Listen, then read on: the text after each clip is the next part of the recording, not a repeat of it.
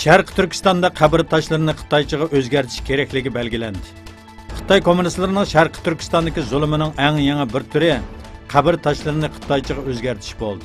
Bu ahvol 1989-yili Bulgariya Kommunist partiyasining turklarga yurgizgan qabr tashlarini bulg'archaga o'zgartirish siyosatini eslatdi. Qozog'iston Tashqi ishlar ministrligining bayonotiga asoslanganda Xitoy 2000 qozoqning Qozog'istonga chiqishiga ruxsat qilgan.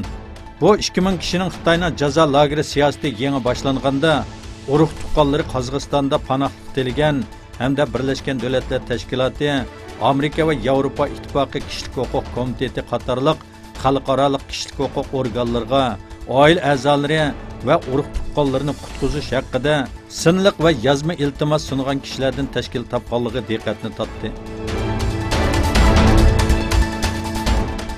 O'lka o'choqlari Istanbul sho'basi 10 dekabr Dunyo kishilik huquq kuni munosabati bilan Sulton Ahmad maydonida axborot e'lon qilish yig'ini ochdi.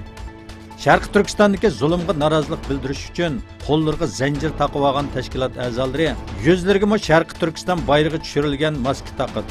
Bayonotda 10 dekabr Dunyo kishilik huquq kuni ekanligini ta'kidlab, kishilik huquq xitobnomasiga asosan hech kimga tan jazosi berishga bo'lmaydi. Har bir shaxsning diniy erkinligi bor, lekin Sharq Turkistonda qondoshlarimiz qonliq yosh to'kmoqda deyildi.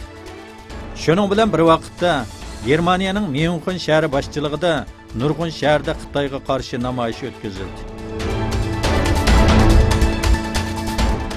Xitoyda nurg'unlagan olma mahsulotlarining patent huquqiga daxl tarz qilganligi sababli setishdan cheklanganligi ma'lum bo'ldi. Boshtavi Amerikaga joylashgan Qualcomm shirkatining bayonotiga asoslanganda Xitoydagi Fujian sud mahkamasining qarori bilan olma mahsulotlarining nurg'un modellarining setilishi cheklangan. Bayonotda aytilishicha, iPhone 6s, iPhone 6s Plus, iPhone 7, iPhone 7 Plus, iPhone 8, iPhone 8 Plus va iPhone X qatorliqlarning setilishi cheklangan.